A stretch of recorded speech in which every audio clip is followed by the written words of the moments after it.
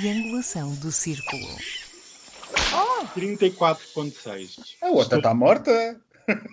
Ora então, sejam muito bem-vindos a mais um episódio da nossa triangulação do círculo. Hoje comigo a fazer de instigador, moderador, provocador, o que queiram chamar. O meu nome é Max Spencer Donner, estou em Faro. Olá a todos, eu sou o Daniel e estou na Costa da Caparica. E eu sou o Miguel Agramonte e estou em Aveiro.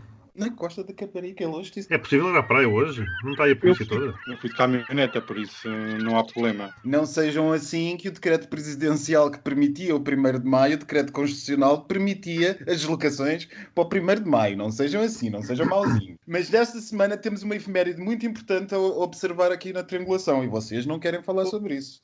44º aniversário do Finalmente. Quem não viu o live da Samantha Rocks ontem à noite não vale nada. Ah, é verdade, é verdade. A dar brilho ao país.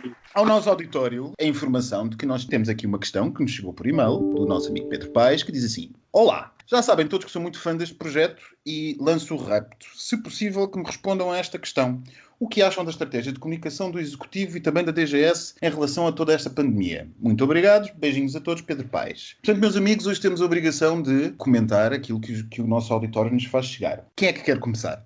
Olha, em circunstâncias normais eu acho que eu classificaria como boa. Mas como isto também não são circunstâncias normais, tenho que classificar como muito boa, né? Ou até surpreendentemente boa. Mas repara que essa pergunta tem uma nuance. Ela não se refere à comunicação em si, mas sim à estratégia da comunicação. Tem tido timings acertados e acho interessantes alguns equilíbrios entre o polícia bom e o polícia mau, a nível de estratégia. Mas o que eu acho curioso é que também é isso. Não é alheio o facto de o governo não ser novato, entre aspas. Ou seja, não foi reeleito. Eles já conheciam bem as pastas, as pessoas estavam bem coordenadas entre si, etc. É o que eu costumo dizer. Imaginem-se o que é que teria acontecido a Portugal se isto acontecesse com um governo totalmente novo, saído das eleições de outubro passado. Não vou entrar aqui naturalmente em questões se seria melhor ou pior, portanto não é esse o ponto. O que eu acho é que é muito mais fácil para o atual governo do que seria para um outro, que ao fim de 3 ou 4 meses, após ter entrado, ter que se coordenar para combater esta pandemia, né? Sem os novos ministros, por exemplo, ainda nem sequer conhecerem bem as pastas. Também há o alinhamento com os outros poderes, o Presidente da República, a Assembleia da República e também, não descurando,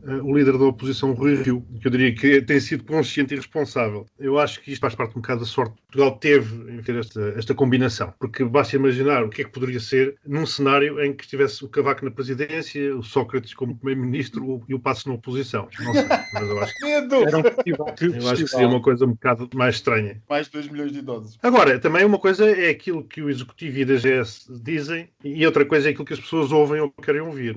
Não por deficiência dos primeiros, mas eu acho que por cegueira ideológica das segundas. É claro que casos como a Ministra da Saúde ter que justificar o injustificável, como aconteceu ontem, acerca do 1º de maio da CGTP, complicam um bocado as coisas, digo eu, põem-se a jeito e dão biscoitos aos suspeitos do costume. Tipo o Sr. Padre, numa homilia, disse que era a geringonça que mandava no país. Manda no país quem é democraticamente eleito, Sr. Padre. Se mais fosse preciso, ficou claro por que motivo se mantém a importância de se celebrar o 25 de abril de 74. Exatamente. E eu peço ao Sr. Padre para não meter a foice na seara alheia, porque nós também não nos esquecemos do que se passava antes dessa data com o apoio da Igreja Católica. Portanto, eu acho que é basicamente isto, já, porque senão daqui a bocado faço o podcast todo aqui. Pronto.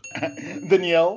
Bem, o que eu tenho a dizer é aquilo que o Miguel referiu, de estarem todos em uníssono, de todos estão a caminhar para o mesmo lado, ajuda muito a disfarçar erros de comunicação e erros de estratégia e erros até políticos. Vamos ver, ainda é cedo para já estarmos a tirar algumas conclusões. Tem sido um bom trabalho, sim, há espaço para melhorar também. Vamos ver, vamos aguardar mais umas semanas e ver como é que isto decorre. Eu diria que na estratégia de comunicação e no nível de demonstração de preparação é de facto impressionante que este governo esteja a conseguir os níveis que está a conseguir de justamente demonstração dessa preparação. É uma coisa rara, vamos ser claros, é uma coisa rara em Portugal nós termos políticos a demonstrarem uma capacidade de preparação deste nível. Não obstante, eu acho que também está a contribuir para isto tudo um certo clima de unidade nacional que, enfim, vale sempre o que vale e a partir do momento em que ele desapareça, naturalmente que vão começar a aparecer as primeiras brechas. Acho que o governo está bem, o primeiro-ministro esteve muito bem na sua última conferência de imprensa, esteve muito bem na sua entrevista. A ministra Marta Temido resistiu heroica e estoicamente aos embates do Rodrigo, tenham noção, Guedes de Carvalho.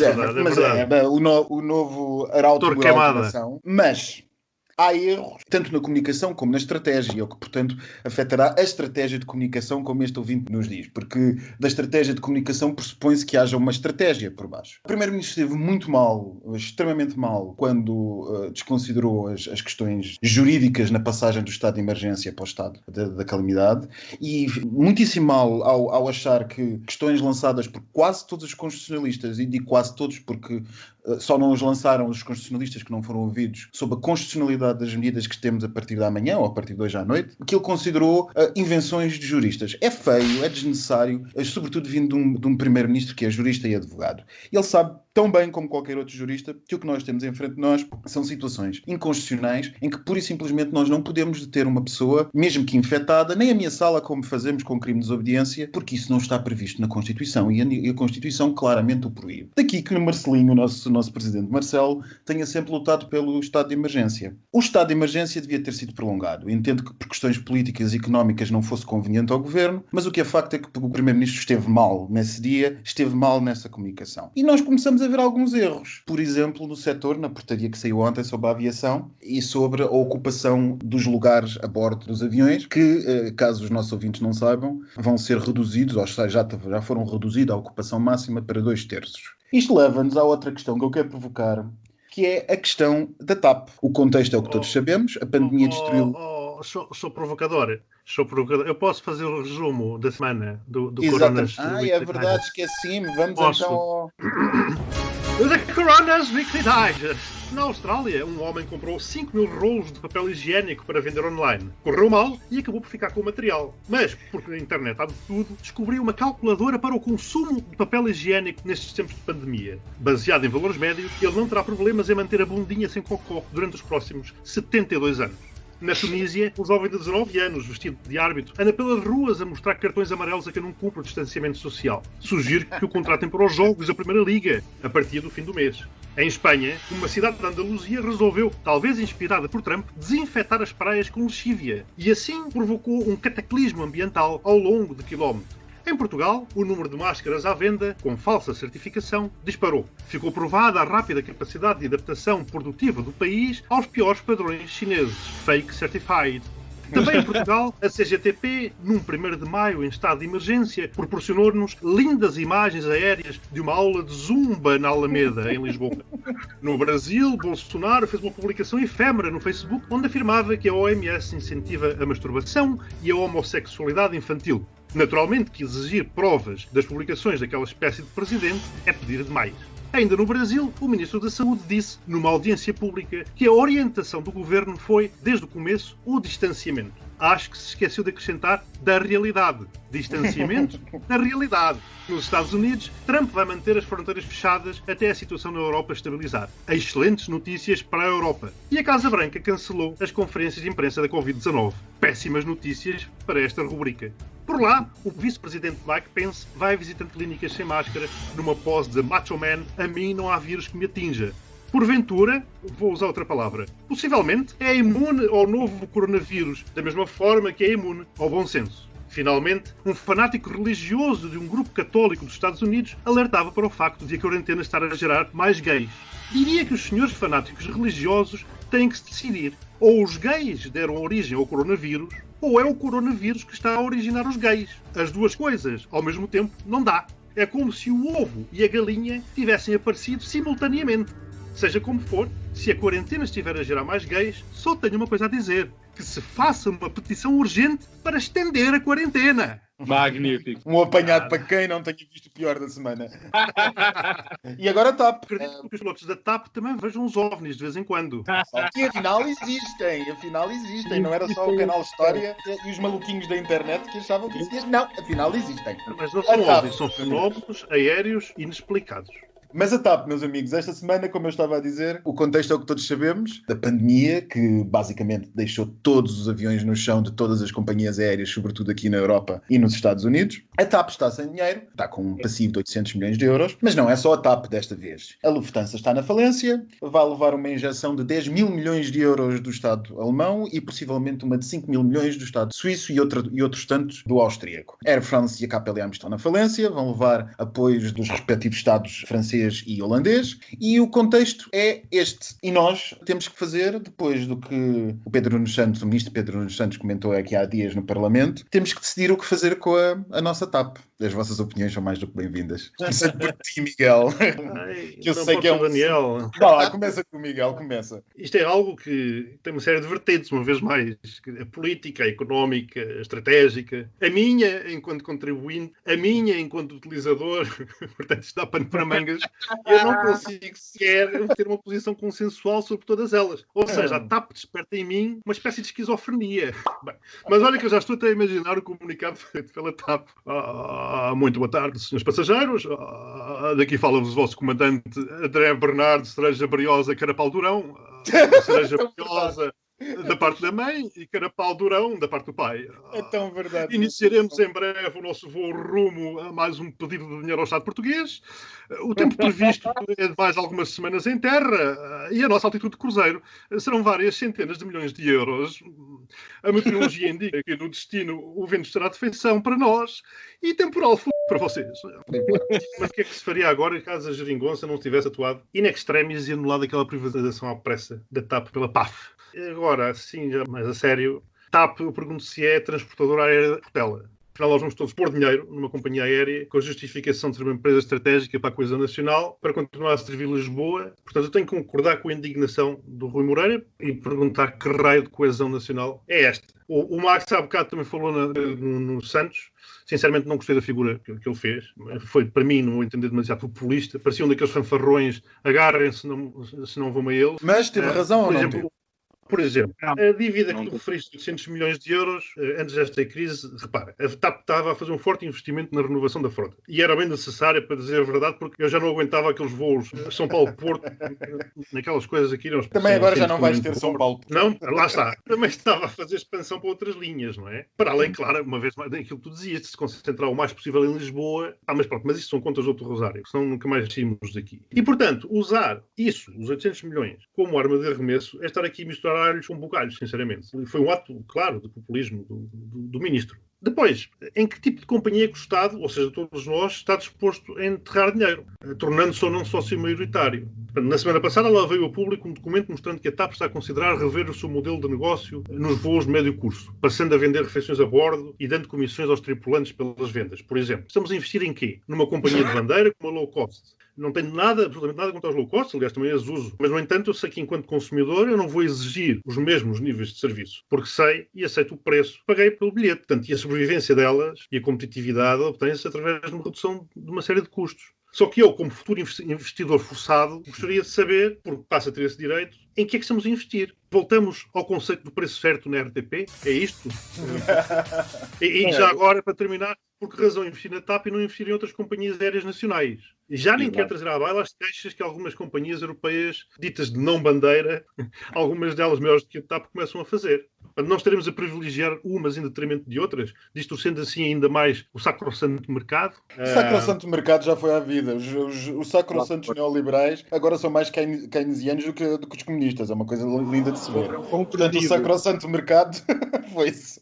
Não, eu gostava de referir uma coisa que é a reversão da privatização feita pela Geringonça foi um bocadinho ridícula por ter 50% e não mandar na TAP, acho que é desfraldar os contribuintes. Mas adiante, são coisas que o Costa delegou no amigo do Lacerda, por isso, olha, tivessem votado. Segunda coisa que é... Então, e a privatização que estava a ser feita, não era outra vergonha? Já o governo não era governo? Já nem vou falar disso, porque isso dava outro podcast, porque eu digo que a privatização da TAP, nos moldes que foi feito pela PAF, aquilo cheira quase a fetiche. Foi crime, foi um crime de lesa pátria, nos termos em que foi feito. A PAF já lá vai atrás, podemos debater isso num novo podcast, porque aquelas medidas todas tomadas durante o governo de Passos Coelho e do Paulo Portas têm consequências graves ainda hoje, mas isso são outros 500. Mas ainda em relação à TAP, voltando ao assunto, neste momento de mudança, qual é a economia que nós queremos apostar? Quais são os cavalos de corrida que nós queremos pôr as nossas fichas e que nos vão levar para a meta, que nos vão fazer avançar? E eu, sinceramente, já ouço esta história da TAP há anos, décadas, que é sempre, precisa sempre de dinheiro, está falida. E ainda nem vamos falar daquela situação do Brasil com a empresa de manutenção, que foi um buraco sem fundo. Milhões e milhões e milhões e milhões de euros. E eu digo-te uma coisa, hashtag deixa cair e formar uma nova empresa. O governo tem poderes para confiscar os aviões e criar uma nova empresa. Ponto. Aquilo que foi feito, a reversão e com aqueles acionistas, os acionistas que lá estão puramente querem dinheiro. Ponto. Houve um dos acionistas que já vendeu uma parte do consórcio que detém a TAP a outra empresa. Por isso é assim, eles estão aqui para literalmente ganhar dinheiro. Isto é uma empresa nacional, está cheia de dívidas, fora, cria-se uma nova e mantém-se a nossa independência aérea, pelo menos o mínimo possível, e a nossa geoestratégia, que é voar para onde realmente interessa, que é na defesa do interesse nacional. Não me interessa ter uma TAP a voar diariamente para Helsínquia se não há voos, se não há passageiros suficientes. Não, tem que se focar no interesse nacional. Se há dinheiro público, é o interesse nacional que está em primeiro lugar. E eu não quero encher cu a acionistas nenhuns. E ainda por cima, estrangeiros. Nem pensar. Hashtag deixa cair. Esta doeu. Hashtag xenofobia contra os investidores.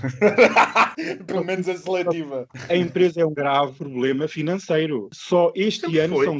Mas é assim, em que é que nós... Então, se vamos nacionalizar a TAP, por que é que não vamos nacionalizar a EFASEC, como falou o PCP esta semana? É uma empresa... a CIP está a propor, que o Estado participa em várias empresas. A CIP está a propor a participação do Estado em empresas. Eu não sei se alguém reparou o quão histórico isto é, mas pronto. Olha, dava outro podcast. Outro podcast, completamente. A CIP, aquela cambada de neoliberais que sempre se queixou do Estado, de repente vem dizer que o Estado devia entrar no capital de muitas empresas deste país. Eu acho que estamos a apostar num cavalo errado. Estamos a expor as fichas num sítio errado e devíamos começar de novo. Uma nova empresa, uma nova TAP, com, se calhar, outro modelo mais eficiente e sem os bois que sempre houve, que esse é o grave problema da empresa, que é altas nomeações de ex-deputados, ex-ministros, ex-isto, ex-aquilo. Vão ter sempre lá o seu cargozinho e o seu prémio. Aonde é que estão agora os gestores para devolver os prémios? Se a empresa precisa de tanto dinheiro, ajudem. Não é o contribuinte que vai só ajudar. Toda a gente tem que contribuir, inclusive os acionistas e os gestores que lá estiveram a fazer esta borrada toda.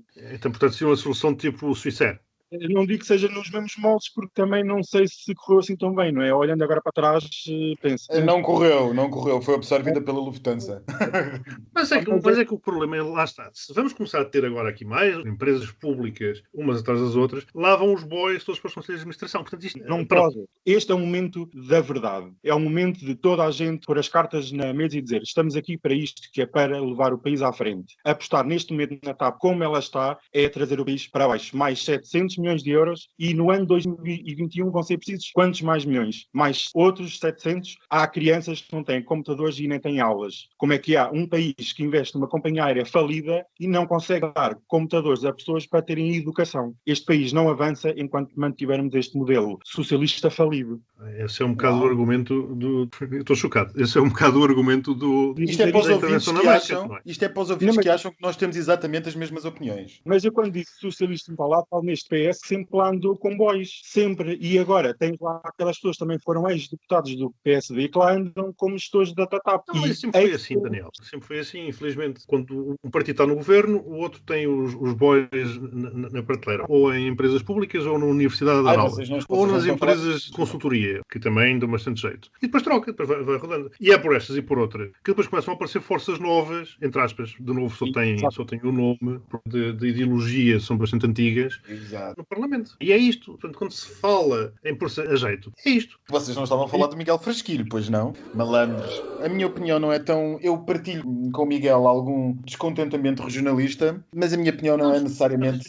Coesão nacional. De coesão Coesão nacional. nacional. Exatamente. Não é de coesão regionalista. nacional. Vou distanciar-me bastante do Daniel. Não há uma incompatibilidade entre a estratégia comercial e o interesse nacional. Lembremos que a TAP, até há umas semanas, era já a maior exportadora portuguesa de serviços. E tinha, de facto, uma estratégia que, em termos de mercado, estava a vingar, que tinha algumas limitações, como, por exemplo, a Portela, mas tinha, de facto, uma estratégia que estava a vingar. E grande parte do passivo da TAP, o passivo da TAP já foi muito maior.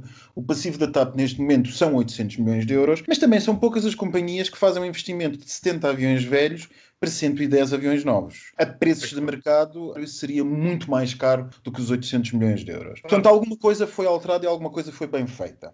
Agora, o facto da TAP ser pública ou ser parcialmente pública e o facto do negócio encontrado pela geringonça para renacionalizar ou para recontrolar a empresa não demite o acionista-Estado de garantir que, para além da questão da operação comercial, a empresa tenha que cumprir uma determinada lógica de coesão nacional. É verdadeiramente vergonhoso que nos falem agora de investir na TAP mais 300 milhões de euros, o que eu, como co-titular das cotas desta sociedade, juntamente com todos os portugueses, compreendo que tenha que ser feito, porque é isso que os acionistas fazem numa sociedade. Agora, eu não compreendo que não haja necessariamente consequências disso. Sobretudo quando nós vemos que o plano operacional da TAP para os próximos meses vai ser pura e simplesmente desaparecer do resto do país e fazer 71 ligações 71 rotas a partir de Lisboa. Isto vai numa altura em que o Estado aprova uma portaria para reduzir a ocupação das aeronaves das companhias que operam em Portugal e que, portanto, dinamita a eficiência e a viabilidade económica das companhias aéreas a voar para Portugal, que vai contra a orientação da Comissão Europeia, e sabendo nós que grande parte da oferta que concorre com a TAP para os passageiros finais em Portugal, sejam os portugueses, sejam os nossos turistas, são justamente low costs ou companhias que atuam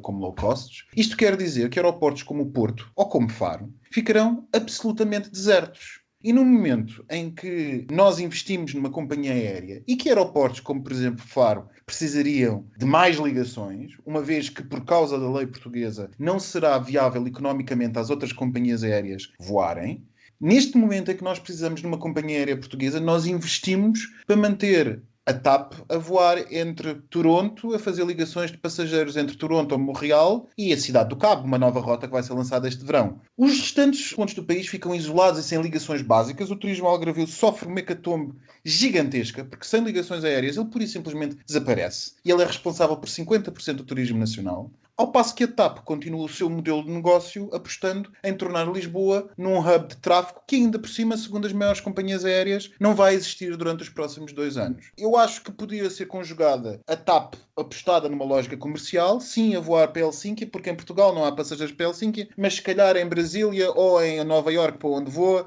arranjará passageiros para levar para Helsínquia. Agora, isto não demite a TAP e não demite a nós, como donos da TAP, de termos que ter algum proveito com isto. E que não temos. Naturalmente. Não temos. Nada. E esta é essencialmente a minha perspectiva neste momento. Neste momento em que tanto falta ao país e que tanto vai faltar em termos de ligações, justamente por esta má decisão do Estado em emitir a tal portaria que emitiu ontem à tarde, acerca dos 2/3 da ocupação, que ainda por cima isenta voos executivos desses 2/3, o que é sempre interessante, nós vamos ter sérios problemas de conectividade aérea no país e não vamos ter aquilo que é nosso, aquilo que é a TAP, a ajudar-nos. Portanto, não sei se valerá a pena ou não. Criar uma companhia aérea nova, Daniel, depois criamos uma companhia aérea nova, além de termos um problema no dia seguinte, porque não pagámos a Airbus os aviões novos e, portanto, estávamos manchados.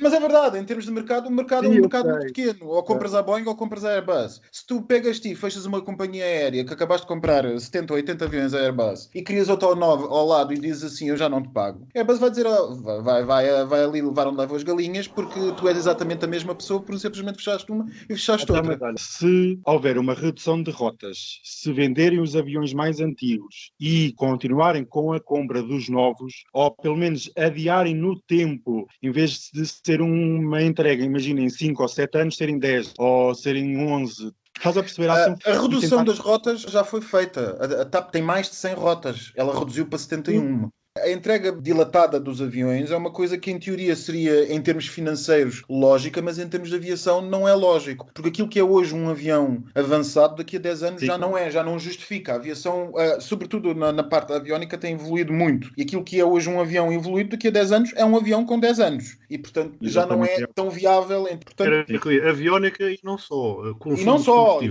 E não só, e consumo de consumo de combustível. Ainda que nós sejamos, como já debatemos aqui no podcast, numa altura, combustível historicamente baixo. Mas o que é facto é que ninguém vai perceber se alguém vai viajar nos próximos 2 anos e nem para onde. Mesmo que criássemos uma companhia aérea nova, ela ia no primeiro dia começar a produzir prejuízo. No primeiro dia, porque é o que vai acontecer durante os próximos 2 anos. Agora, das duas uma, ou nós concluímos que é importante termos uma companhia aérea e o trabalho que a TAP estava a fazer era um bom trabalho de afirmação de soft power geopolítico do país, e se acharem que isto é ridículo, basta pensar na questão da Venezuela. O trabalho que a TAP estava a fazer como exportadora era muito bom e neste momento está numa crise gigante. Agora, por mim a TAP pode continuar e pode continuar o modelo económico. Mas já agora eu gostava que o resto do país beneficiasse desse investimento. Exatamente.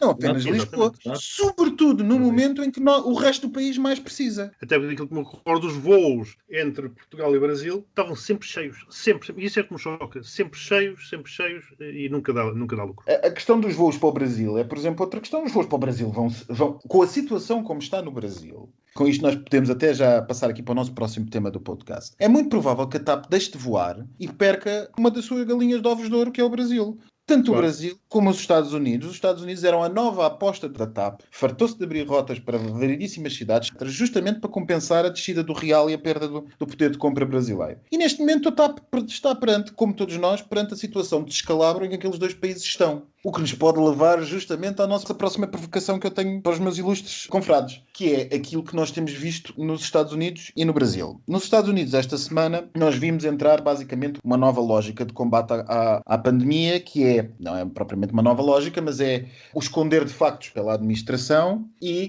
o tentar combater o assunto com uma volta em força ao mercado de trabalho, porque alguém está com muito medo de perder as eleições. É a China. No Brasil é o que é. O senhor Bolsonaro não é coveiro. Não obstante as diferenças, há algumas duas semelhanças entre estes dois países. Que me dizem? Eu faria uma declaração e esse seria o meu comentário em relação que eu estou demasiado revoltado com esta situação. Tem sido uma constante falarmos aqui do triste eixo Estados Unidos-Brasil. E insisto que em ambos os casos, tanto Trump como Bolsonaro nunca esconderam o que eram, o que pensavam, nem sequer ao que iam. E como foi largamente noticiado na semana passada, na terça-feira, Bolsonaro concluiu uma resposta a uma repórter que o confrontava com o número de mortos no Brasil com sou Messias, mas não faço milagres. Rematando, mas é a vida, amanhã vou eu. Logicamente a gente quer ter uma morte digna e deixar uma boa história para trás. Eu estava a citar o senhor. Esta, é claro que não foi uma notícia para o decor nas Weekly Digest, porque ultrapassou o ridículo para passar a ser revoltante. Porque lamento os amigos próximos internados e amigos de amigos que já faleceram, brasileiros, a esmagadora maioria deles com idades abaixo dos 30 anos. Muitos vêm agora dizer que votaram na besta por inocência. Volto a lamentar, mas não acredito. Muita gente avisou, eu avisei, poderão ter votado por cegueira, mas não por inocência. Porque, e não me cansarei de dizer isto, votaram por pensarem e defenderem exatamente os mesmos ideais, no todo ou em parte, dos presidentes eleitos. Ambos. Da mesma forma como uma grande parte das respectivas populações continua hoje a defender as bestas. Não esquecer que havia um terceiro, que era o Boris Johnson, que rapidamente foi obrigado a voltar ao bom senso. No passado dia 20 de março, ainda não existia este podcast, eu escrevi: quando tudo isto terminar, espero que se organizem uma espécie de julgamentos de Nuremberg com o Trump, o Bolsonaro e o Boris como réus e que estes sejam condenados por genocídio do próprio povo. Hoje, um mês e meio depois, mais ou menos, mas que o isolamento social faz parecer muito mais, escreveria o mesmo, porque me imagino na pele de todos aqueles que em cada um daqueles dois países não votaram nessas personagens. No Brasil, lamento pelos brasileiros. Já no que diz respeito aos Estados Unidos, lamento pelos norte-americanos, mas também receio por todos nós, porque é nas mãos daquele alienado que está o equilíbrio de todo o planeta, juntamente com os códigos de lançamento dos mísseis nucleares. E com isto, termino. Sem nada a dizer. Sem mais nada Daniel. Em relação ao Brasil, acho que o Miguel já disse tudo. Muitas vezes nem há palavras para descrever, mas em relação aos Estados Unidos, aquelas imagens no Michigan de pessoas a invadir a Assembleia do Estado, que é o equivalente quase à Assembleia da República. Era como se nós fôssemos, neste momento, ter pessoas de armas em punho a passear pela Assembleia a dizer que a economia tinha que abrir. E agora é que vemos onde é que estão os Estados falhados mesmo, que é os Estados Unidos estão mais uns passos e aquilo... sem comentários mais, porque nós dependemos muito dos Estados Unidos e temos uma ligação umbilical e se eles forem ao ar, vamos todos atrás. Tempo a passar para a nossa rubrica do final, não? Eu acho que é a parte que os nossos ouvintes mais esperam. E eu também, a semana toda. Cada vez recebo mais imagens vindas de todo o lado e mais algum. E eu tenho uma muito boa. Um senhor aqui nos Estados Unidos, na CNN, se não estou em erro, que apareceu na televisão, tinha uma estante muito bonita e depois apareceu sem calças. Eu vi, foi ótimo. Claramente a estante da semana. Eu vi mais de uma vez o vídeo e achei E que magnífico. tamanho era a estante? A estante era grande. Era uma estante dotada. Era dotada. E eu achei que era uma lufada de ar fresco nesta pandemia e nas instantes de pó e teias de aranha. Esta é a melhor estante, amigas. Eu gostei da estante do Daniel Oliveira. Mais o gatinho. Eu gostei do conjunto.